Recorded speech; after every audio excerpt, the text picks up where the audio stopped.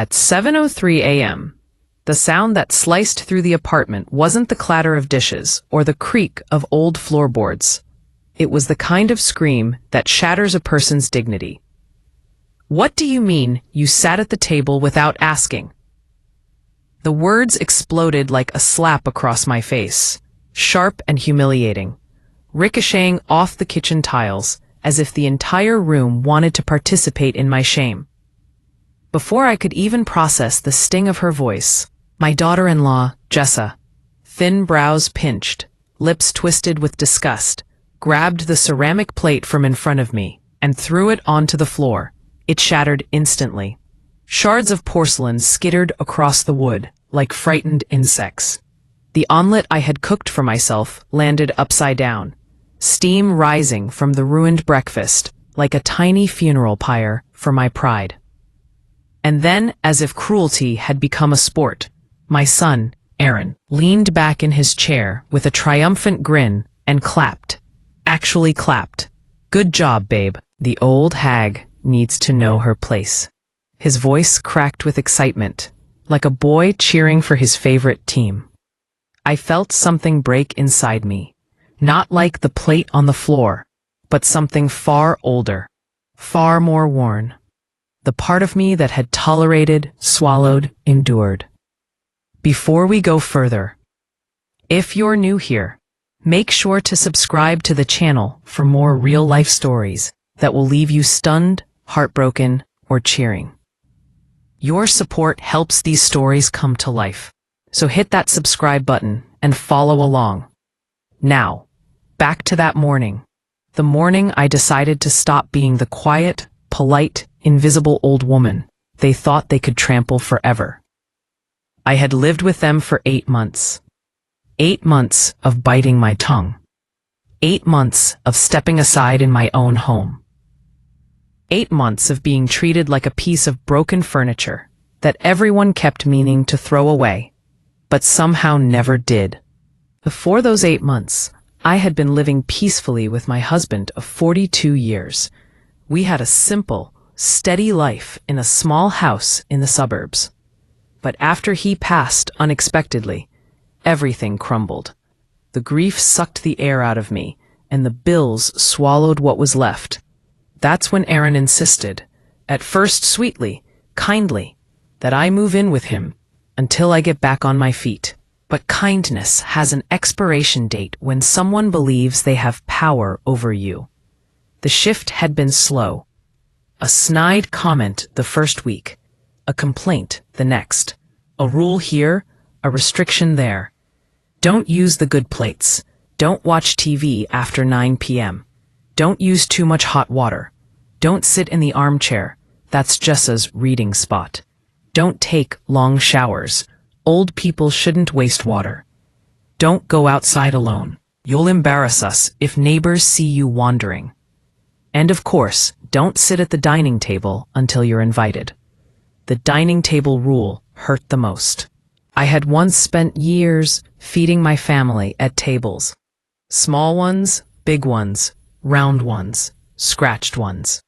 Tables where birthdays were celebrated, where homework was done, where arguments were had, and forgiveness eventually patched things up. But here, now, at this table bought with modern money and modern attitudes, I was not welcome unless summoned. That morning, I sat without asking. Not out of rebellion, not out of pride, not even out of forgetfulness. I sat because my legs were tired and the chair was right there. That simple, human action was enough to ignite the storm. As I stooped to pick up the broken plate, Jessa scoffed. "Oh, leave it. You'll probably cut yourself and bleed all over my floor." My floor. My. Not our. Not the family's. Aaron stretched his legs out smugly. "She's doing it on purpose. She wants attention." Then he leaned in toward Jessa and whispered loudly enough for me to hear.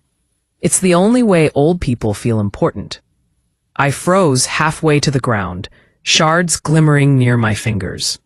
For a moment, I saw Aaron not as my son, but as a stranger who had stolen his face. The boy I raised would never have spoken like that. The boy I raised used to kiss my forehead before school and say, "Love you, Mom." But the man before me? He enjoyed watching me break. I straightened slowly. My knees cracked. My hands trembled. But something inside me began to ignite. A quiet, simmering anger that had been suppressed for months. Cooling like embers, waiting for oxygen. "Pick it up," Jessa ordered, arms crossed, chin tilted with superiority. "And then clean the stove. The smell of your cooking makes me nauseous." Aaron snickered. "Yeah, maybe after that you can mop the hallway. You've been tracking your sadness everywhere." My sadness. As if grief was dirt on shoes, something inside me snapped, not loudly, not violently, but with a quiet finality, like a twig underfoot. I inhaled, and for the first time since I moved into that apartment, I let my voice rise above a whisper. "Now get out of my apartment." The room froze. Aaron blinked in confusion. Jessa's jaw dropped. For a full 3 seconds, nobody moved. The air thickened, heavy enough to choke on. The silence was so sharp, it felt like another breaking plate. Aaron laughed first. Short, cruel, mocking. "Your apartment? You finally lost it. You don't own anything anymore." But I didn't laugh. I didn't blink. I didn't flinch. Because while they believed they owned the space, they had forgotten one thing. The apartment's lease was in my name. My late husband and I had signed it years ago, when we helped Aaron get started. He was supposed to take over the payments eventually. He never did. And he never bothered to transfer the lease. I stepped closer, letting each word fall slowly, deliberately. "Leave. Now." They exchanged glances, the insecure kind. The kind bullies share when realizing the person they tormented isn't holding back anymore. "What are you going to do?" Jessa sneered. "Call the police?" "No," I said calmly. "I already did." Right on cue, a knock echoed down the hallway. Aaron's grin vanished. Jessa's face drained. And the story of how they ended up in the emergency room, well, that was only the beginning. The knock at the door came again, firmer this time, followed by a muffled voice announcing, "Police, open up." The sound rattled the frame, but it didn't rattle me. Not anymore. I had spent 8 months shrinking myself, folding into corners, apologizing for simply existing. But this moment, this precise second, felt like the universe had slid a key into my hand and whispered, "Turn it." Aaron spun toward me, panic starting to crack through the arrogance he wore like a second skin. "Mom," he hissed, "what did you do?" I finally allowed myself a small breath. What I should have done a long time ago. Another knock, louder now. Jessa stormed toward the front door, muttering under her breath, "Seriously?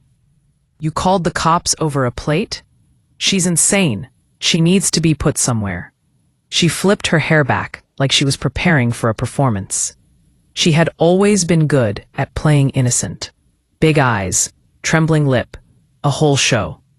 But today, her stage lights were gone. The moment she unlocked the door, 2 officers stepped inside, stern but calm. Officer Ruiz, a tall woman with steady eyes, scanned the scene. Shards of ceramic on the floor, food splattered. A chair slightly pushed back. My trembling hands. Aaron and Jessa, with faces twisted between anger and fear. "What's going on here?" Officer Ruiz asked, voice firm enough to silence the room instantly. Jessa jumped in first. "She's unstable. She's causing problems. She threw a plate and—" "I threw nothing," I said quietly, but the words sliced through her lie like a blade. Officer Ruiz looked between us, one at a time. Aaron stepped forward confidently, too confidently. "Look, my mother's been—" Declining. She forgets things. She causes arguments. She needs supervision. We've tried to help her, but I'm not the one who needs supervision, I said, meeting his eyes without blinking. The second officer, Martinez, cleared his throat. Ma'am, are you the one who called? Yes, I answered. On what grounds? I didn't tremble. I didn't hesitate. I want them removed from my apartment. Both officers blinked. Even Jessa froze. Your apartment. She spat. Stop lying. Officer Martinez asked, Ma'am, is the lease in your name? I nodded. Can we see documentation? Without looking at Aaron, without giving Jessa the satisfaction of seeing my doubt, I walked to the bedroom closet, the same place I had been storing memories for years. I pulled out the folder, thick with life. Insurance papers, photos, the lease. When I handed it to Officer Ruiz, her eyes skimmed the lines, and her brows lifted. Your name is the only one listed. Aaron stumbled forward. That's old. We were supposed to update. But you didn't, I said. Jessa's voice sharpened. This is ridiculous. We live here. Officer Ruiz closed the folder carefully, almost respectfully. Legally, she has the authority to ask anyone not on the lease to leave. The room fell into a heavy silence. Aaron's jaw dropped. So she can just kick us out. I've been giving you a free place to live for years, I said, letting the truth spill softly. And in return, you gave me humiliation. Jessa pointed at me with a shaking finger. You planned this. You're evil. No, I said. You pushed me here. Officer Martinez stepped in, voice calm. We can escort you outside while you gather belongings if necessary, but you do need to leave. Aaron lunged toward me then, not with violence, but with desperation. Mom, come on. You can't do this. We're family. Family. The word tasted bitter, coming from him. Family doesn't cheer while you're being verbally beaten. Family doesn't strip away your dignity. Family doesn't call you an old hag and watch your food splatter on the floor. Family is supposed to protect you, I said softly, not hurt you. For the first time since all this began, Aaron's confidence flickered into something else. Shame or fear, I couldn't tell. He reached for my arm, but before he could touch me, Officer Ruiz placed a hand between us. Sir, please step back. That's when Jessa snapped.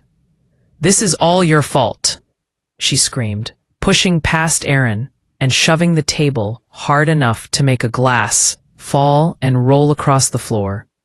You ruin everything. You should have died with your husband. The words hit harder than any slap. Officer Ruiz grabbed her arm instantly. That's enough. You need to calm down. But Jessa wasn't calming down. She jerked away, tripped on a piece of the broken plate, and screamed as she fell backward. Her elbow hit the counter. Her wrist slammed against the floor. Pain shot across her face, twisting it. Aaron rushed toward her.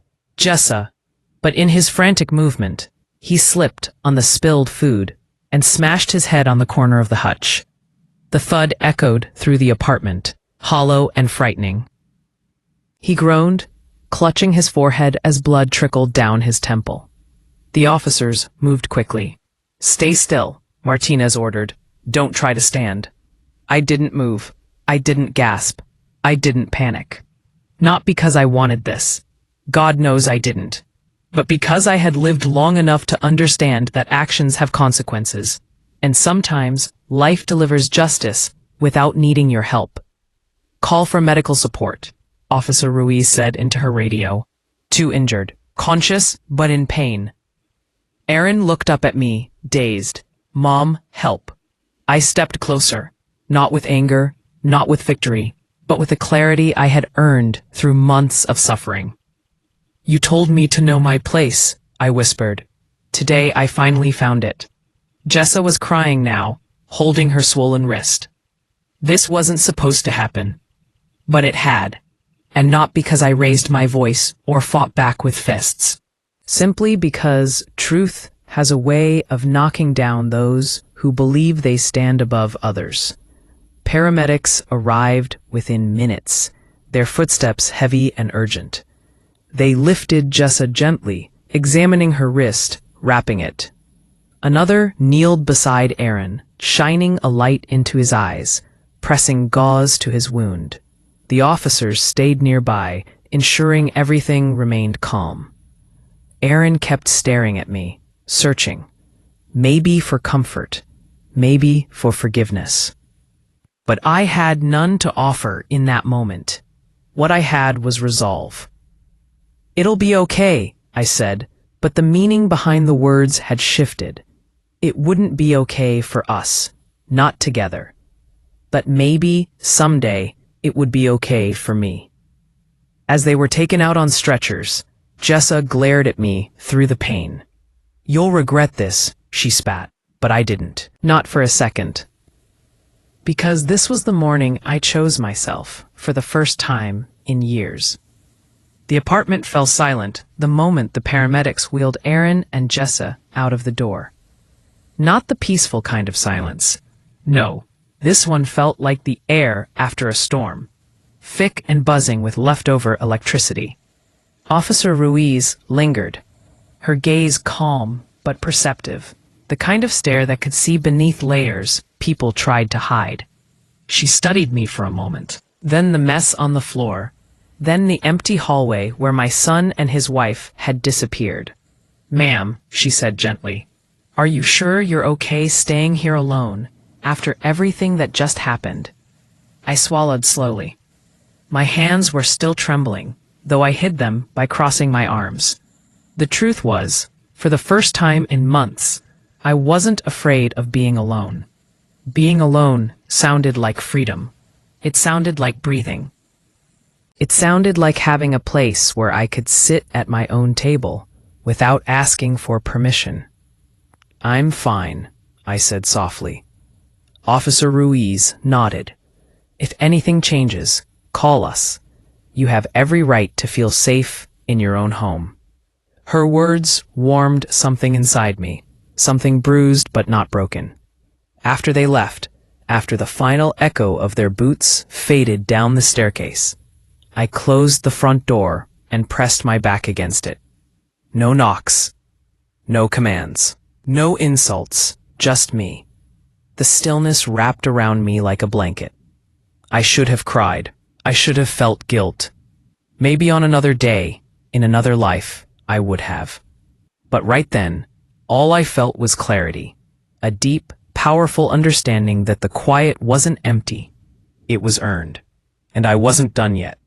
I took a slow walk through the apartment, room by room, seeing everything with new eyes. The broken plate still on the floor, the overturned glass, the chair Aaron had kicked out of the way, the fridge with a list of house rules taped to it in Jessa's handwriting. Rule number 4, no noise before 9 a.m. Rule number 7, do not touch Jessa's skincare items. Rule number 10, always ask before using shared spaces. Shared spaces, except nothing was ever shared. Everything belonged to them, and I was just expected to float through the rooms like a ghost. Not anymore. I bent down carefully and started sweeping the shards of ceramic into a dustpan. Each tiny piece felt symbolic. As if I were cleaning up pieces of myself I had let them shatter. My hands were steady now, my breathing even. I threw the shards into the trash and wiped the floor until it gleamed. Then I did something simple, something ordinary, but something I hadn't been allowed to do freely in months. I made myself a cup of tea. Not the bland herbal tea Jessa insisted I drink because caffeine is bad for old people. I brewed a strong black tea, the kind my husband used to make on cold mornings. The aroma wrapped around me like an embrace. I sat, yes, sat, at the dining table.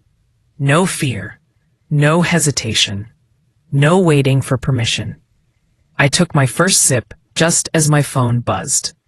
an unknown number. I considered ignoring it, but instinct made me swipe to answer. Hello? Mom? Aaron's voice was strained and hoarse. It's me.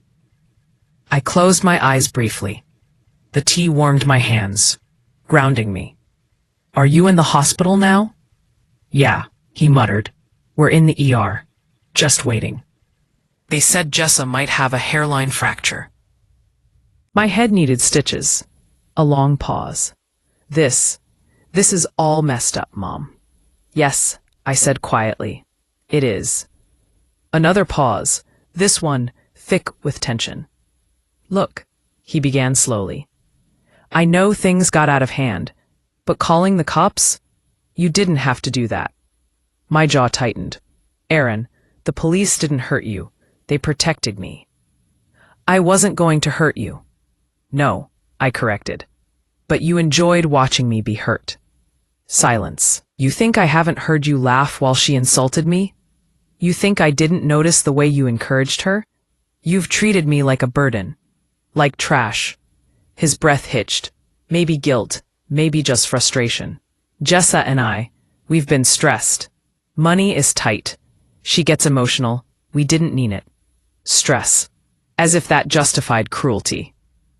Do you know, I asked softly, how many times I replayed your words in my head? The old hag needs to know her place. You said that about your own mother. He didn't reply. Aaron, I continued, do you remember when you broke your wrist, when you were 10, and I carried you across the park because you were scared to move? Remember when you had nightmares for months, and I slept on the floor next to your bed so you wouldn't feel alone?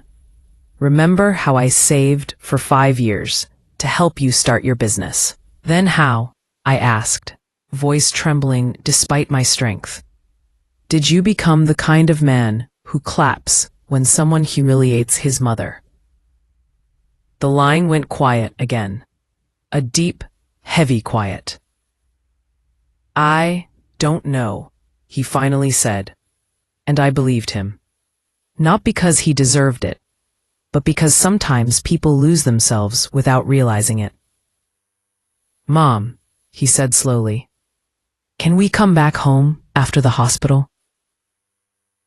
The tea in my cup stilled.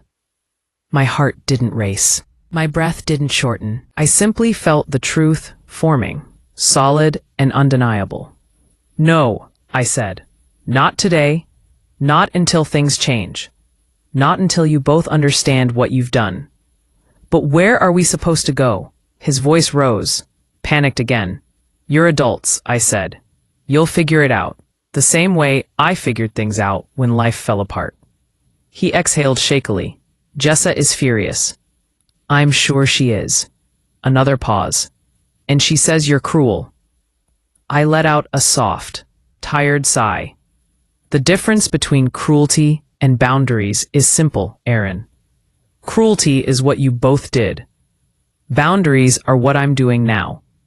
He didn't respond, but I heard the truth settling into him like a weight.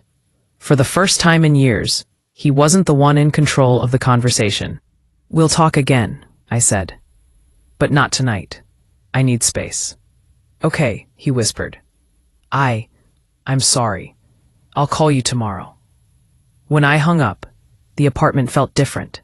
Not just quiet, but clean. Not just empty, but peaceful. I took another sip of tea and let the warmth seep through me. For the first time in a long time, the silence didn't hurt. It healed. The next morning arrived slowly, the kind of morning where the sun hesitates at the window, as if unsure whether to enter a place that recently held so much chaos. I woke up early, habit, not nerves, and for the first time in months, I didn't tiptoe. I didn't move carefully to avoid making noise. I didn't rehearse apologies in my head. I simply walked into the kitchen and turned on the light. The switch clicked, and the room filled with warmth instead of tension. The dining table sat perfectly still, empty except for the cup I had left there the night before. Seeing that table without the memory of Jessa's glare hovering near it, was unexpectedly comforting. I made breakfast, real breakfast this time, with toast and eggs and the smell of fresh butter filling the air. Not once did I think about whether someone would complain about the smell. While eating, my eyes drifted toward the fridge. The list of house rules still clung crookedly to the door. Every bullet point felt like a bruise on my dignity. I stood, walked over, and peeled the paper away slowly. The tape made a soft ripping sound, and with it, it felt like pieces of the past 8 months detached from me. I folded the paper in 2, then into 4, then into 8, until it was small enough to bury in the trash without ceremony. My phone buzzed shortly after. I didn't check the screen. I knew who it was. When it buzzed a second time, then a third, I finally picked it up. 12 missed messages, 4 missed calls, all from Aaron. I opened the first message. Mom, can we please talk? The second. We don't have anywhere to go. The hospital discharged us. The third. Jessa is saying you're heartless. I stopped reading after that.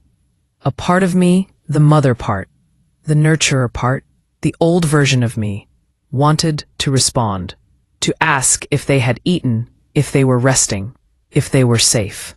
But the new part of me, the part that had been awakened by the crash of a plate and years of disrespect, knew this wasn't the moment to soften. They needed consequences, and I needed space. The phone vibrated again, and this time it was a call. I let it ring. When it stopped, I breathed easier. But 30 seconds later, it rang again. I sighed, picked it up, and answered. Aaron's voice immediately burst through the speaker. Mom, finally, I've been trying all morning. I saw, I said calmly. We didn't know where to go. The hospital let us out at midnight. We're sitting in the parking lot right now. You could go to a hotel, I said. We don't have the money for that, he snapped, before adding, and Jessa refuses to stay in some cheap place. Cheap place. The entitlement was still alive and well. Aaron, I said slowly, you're adults. You need to figure things out without relying on me to clean up the mess every time. I'm not asking you to clean up the mess. I'm asking you to let us come home. Home. He kept calling it home. You mean my home, I corrected gently. The silence told me he didn't like hearing that. You kicked us out over nothing, he muttered. Over months of cruelty, I corrected. He sighed heavily, and I could practically hear him rubbing his face the way he did when he was frustrated. Mom, please. Jessa is in pain. Her wrist still hurts. I have stitches. You can't expect us to deal with this alone. I closed my eyes for a moment, letting the truth settle inside me. Aaron, pain doesn't erase behavior, and consequences don't disappear because someone is uncomfortable. He groaned. So you're punishing us? I'm protecting myself. He didn't like that answer either. You're unbelievable, he snapped. Dad would have never done this. My chest tightened, but not because of the insult. It tightened because it was always the same weapon, invoking the dead to control the living. Your father, I said evenly, would have been ashamed of how you two treated me. Aaron inhaled sharply. The truth can sting more than any slap. Mom. His voice wavered now. Come on, aren't you worried about us? I am, I admitted. But I'm finally worried about myself too. Before he could argue again, I said, call me later. After you've calmed down, I hung up. For a moment, I stood there staring at the phone, waiting for the guilt to hit. But instead, something else seeped in. A quiet strength, thin but growing. I stepped outside onto the apartment balcony, letting the crisp morning air fill my lungs. The street below looked different today. Lighter. like the world was no longer tilting in someone else's direction. I spent the next hour cleaning the living room, reorganizing the shelf, putting away clutter. Every small movement felt symbolic, like reclaiming territory in my own life. When I reached the hallway, I paused in front of the wall where Aaron and Jessa had taken down their wedding photo years ago to save space. I remembered how much I had cried the day they removed it, thinking it meant I wasn't part of their life anymore. Now, I saw it for what it was, the first sign they were pushing me out. My phone buzzed again, but this time it wasn't Aaron. It was a number I hadn't seen in years. My niece, Priya. I answered. "Hello? Auntie?" Her voice was warm, familiar, filled with a kindness I had almost forgotten existed. "Are you okay? Aaron called me. He said you had some kind of breakdown." Of course he'd say that. "I didn't have a breakdown," I said. I finally stood up, sighed knowingly. That sounds more accurate. I sat on the couch. "I might need some help figuring out what to do next." "You're not alone," she said gently. "Whatever you need, I'm here." Those words settled into me like sunlight warming cold skin. "Thank you," I whispered. "And for what it's worth," she added, "you did the right thing. They should have treated you better. You're stronger than you think." I closed my eyes, letting her words sink into the cracks. "Maybe," I said, "but I think the hardest part is still coming." "And what's that?" she asked. I opened my eyes, looking around the quiet apartment, deciding what kind of future I want. For a long moment after the plate shattered, I stood frozen, staring at the mess on the floor. My own dinner, something I had cooked for all of us, lay in pieces like it had never mattered. And maybe to them, it never did. My daughter-in-law smirked, brushing imaginary crumbs from her hands as if she'd done something noble. My son, my own flesh and blood, laughed, clapped, and called me an old hag who needed to learn her place. I didn't cry. I didn't shout. I didn't tremble. I felt nothing, and that nothingness scared me more than their cruelty. Because nothingness can turn into something dangerous when pushed too far. I slowly bent down, picked up one large shard of the broken plate, and set it neatly on the counter. They watched me with confusion, maybe waiting for me to apologize, to grovel, to beg for forgiveness for the crime of sitting at the table without permission in my own apartment. My daughter-in-law crossed her arms. "Are you deaf?" I said, "Get up and move next time.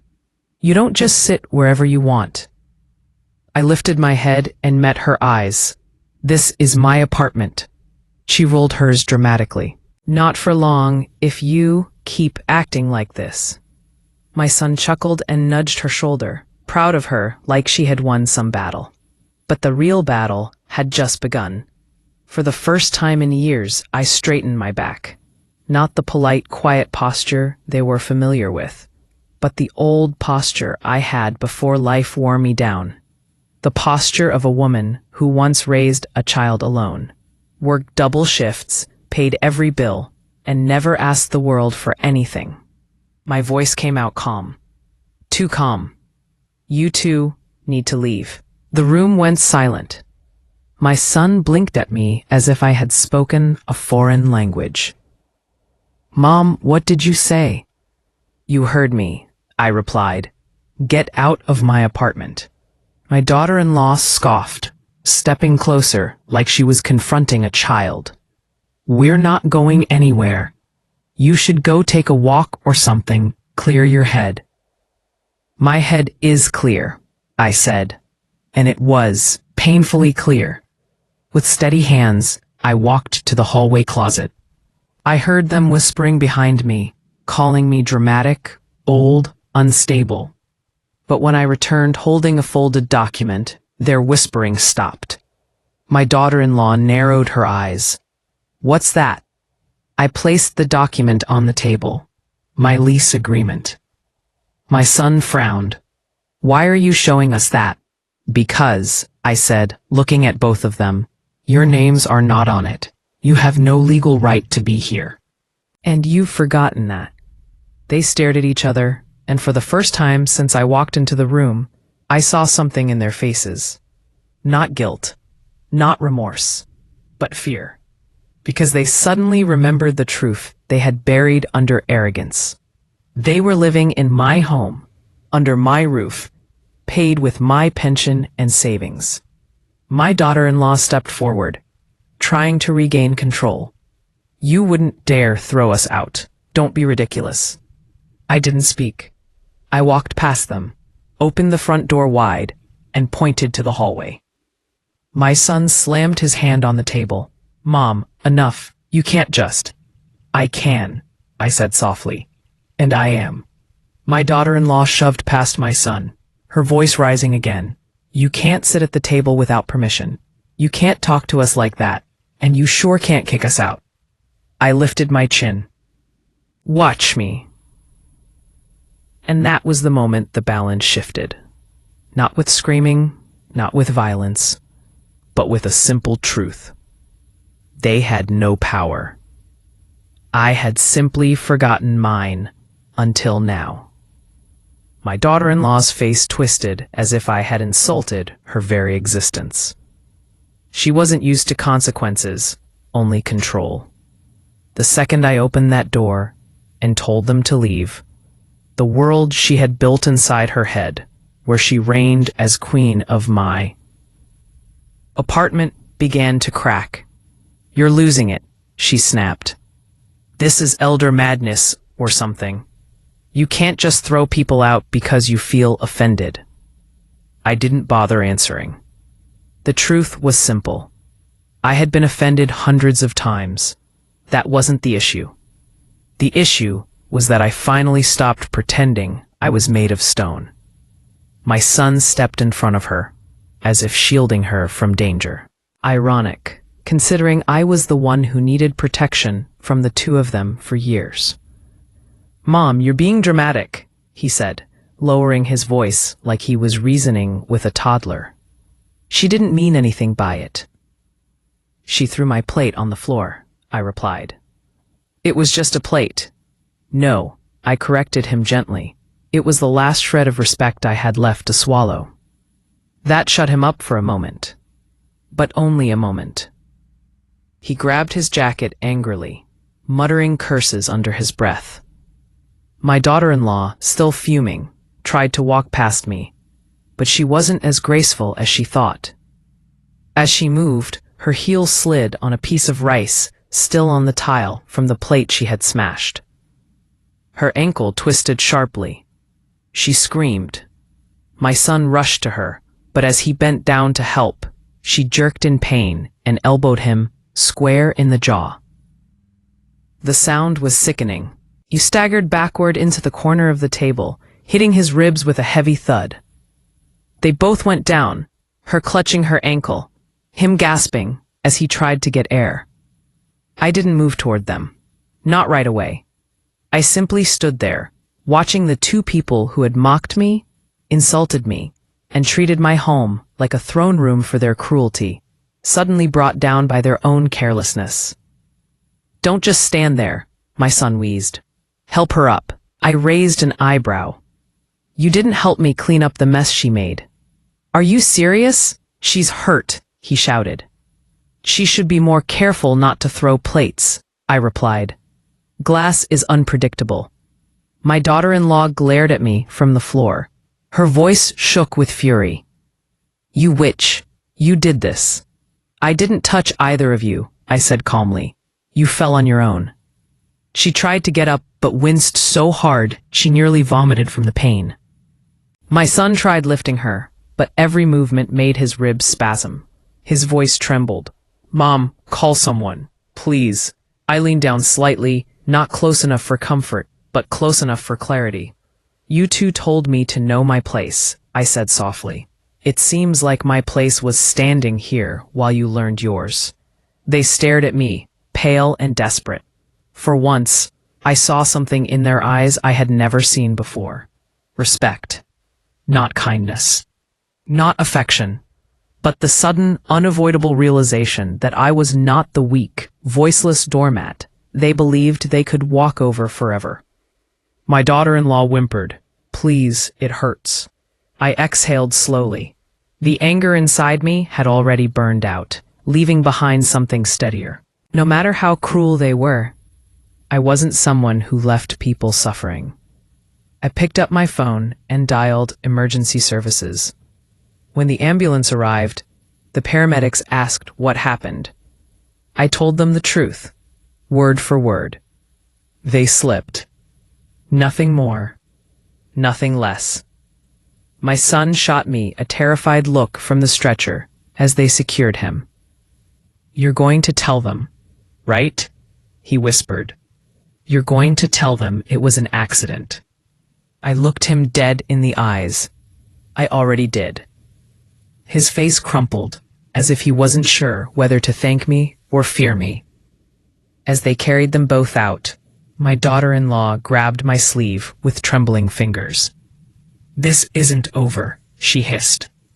I gently removed her hand. "It is. You won't be coming back here." The ambulance doors closed. The hallway became silent again.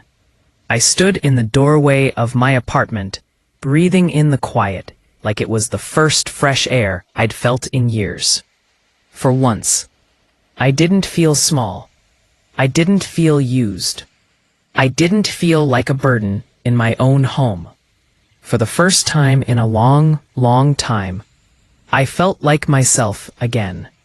And their trip to the emergency room, that wasn't revenge. That was the universe finally nudging them toward the consequences they kept avoiding. I closed the door softly, swept the shattered pieces of the plate into the trash, and sat at the table, in the exact seat they said I didn't deserve. The apartment was quiet in a way I hadn't experienced in years. No shouting, no clattering, no arrogance or laughter aimed at my humiliation. Just the gentle hum of the refrigerator, the soft tick of the clock, and the steady rhythm of my own breathing. I walked slowly through the living room, past the dining table, past the broken plate I had swept and discarded, and toward the window. The city beyond stretched out like a promise, streets moving on without me, life continuing. Yet for the first time, I felt like I was standing still in my own world, firmly rooted and unshakable. It was strange, the power of a single day to change everything. I had never imagined that my own voice, once quiet and polite, could carry weight. That a single word, leave, spoken firmly, could alter the course of a household, rearrange fear and respect, and make even my own son hesitate before speaking. The phone buzzed on the counter. I ignored it at first, letting the silence embrace me, but the buzz persisted. Aaron. I didn't answer, not yet. If they called again, it would be on their terms, not mine. I had learned over the years that mercy could wait until justice was felt. I poured myself a cup of tea, stronger than I had made in months, and sat at the table, the one they had mocked me for sitting at without permission. This was no longer just a chair. It was a symbol of patience endured, of silence broken, of dignity reclaimed. I sipped, savoring the warmth, and let my mind drift back to the morning's events. The way my daughter-in-law had screamed, the plate flying, the cruel clap of my son, those images were burned into my memory, yes, but alongside them was the moment they fell, the moment reality hit their entitled minds. No amount of yelling, no amount of manipulation could undo the truth. They had underestimated me for too long. I remembered the paramedics' faces, professional yet tinged with surprise, as they wheeled my son and his wife out. They didn't know the years of silent endurance, the nights spent alone in grief, the moments of invisibility I had suffered through. But they saw the consequences, and sometimes that alone teaches lessons words cannot. I leaned back in my chair, letting the quiet sink into me. There was a strange satisfaction in knowing that the chaos had been temporary, but the lessons would linger. Aaron and his wife would remember this day, the shock of vulnerability, the sudden pain, the clear line drawn by someone they had never truly understood. And perhaps in time, they would understand that respect isn't given, it's earned. My apartment, my home, felt different now. The air seemed lighter, almost cleaner, as if the walls themselves had absorbed the tension and released it once the storm passed. I moved around deliberately, touching surfaces, straightening cushions, feeling the solidity of the space I had protected. Each action, though simple, reinforced a profound truth. I had survived. I had defended myself. And I had emerged stronger. The phone buzzed again. Another call, another message. I glanced at it. Aaron's name. I didn't pick up. Not yet. Let him reflect. Let him sit with the reality that his actions have consequences. That cruelty, even when cloaked in laughter and entitlement, is never without result. Instead, I walked to the kitchen, pulled out a plate, and prepared breakfast for myself. Eggs, toast, tea. Simple, ordinary, yet profoundly satisfying. I ate slowly, savoring each bite, each sip, relishing the ordinary act of nourishing myself without interruption, without ridicule. Afterward, I moved to the window again, looking out over the streets. I allowed myself a small smile, not from pride, not from malice, but from recognition of my own resilience. This day had been difficult, exhausting, and surreal, but it had reminded me of something fundamental. Strength is often quiet, patience is powerful, and dignity, once claimed, is unassailable. Hours passed. The sunlight shifted across the floor, casting golden patterns where shadows once lingered. I tidied the living room, watered the plants, and even played some soft music, things I had avoided when they were here, fearing annoyance or mockery. The apartment felt alive again, not as a battleground, but as a sanctuary. I knew they would call again. I knew they would return eventually, with apologies or excuses, or perhaps arrogance, testing the boundaries I had so firmly established. But I was ready. I had learned that silence could not protect me. Words alone could not defend me, but firmness, calm, and clarity could. Sitting at my table, sipping my tea, I allowed myself to feel something that had been rare in recent months. Peace. Not the fleeting kind that disappears at the first shout or insult, but the kind rooted in self-respect and quiet authority. A kind that comes from standing your ground and knowing you are unshakable. I realized then that this was not about revenge. It was about recognition. Recognition that I was seen, that my space mattered, that my voice carried weight, that respect is not optional, and those who refuse to give it will face consequences, not because of anger, but because of clarity and resolve. Evenings fell, and the city lights blinked alive below. I stayed at my table, finishing my tea, reflecting on the day. The world outside moved on, oblivious to the chaos that had occurred in my apartment. But I knew it had changed me irrevocably. I would never allow myself to be diminished in my own home again. I closed my eyes briefly and thought of my husband, of the years we shared, of the love and strength he had given me. That legacy had never left me. I had only forgotten it in the weight of others' cruelty. Now I remembered. Now I carried it fully, unflinchingly, as my shield and my guide. And as the night deepened, I allowed myself a rare smile, a quiet, victorious smile, for I had endured. I had stood my ground, and I had reclaimed what was always mine. my home, my dignity, my peace. The chaos was over. The lesson had been delivered, and I, at last, could breathe freely in the space that was mine alone.